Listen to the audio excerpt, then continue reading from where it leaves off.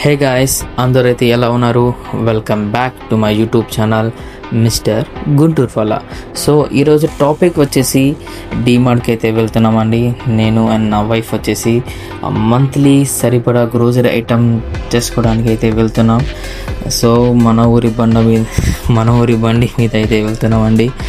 So ఈ video ఎందుకు అంటే ఎడ్యుకేషనల్ పర్పస్ గురించి అయితే అనుకోవచ్చు. ఎందుకంటే బయట రేట్స్ ఎలా ఉన్నాయో ఇంకా డీమార్ట్ రేట్స్ ఎలా ఉన్నాయో కంపారిజన్ చేయడానికి.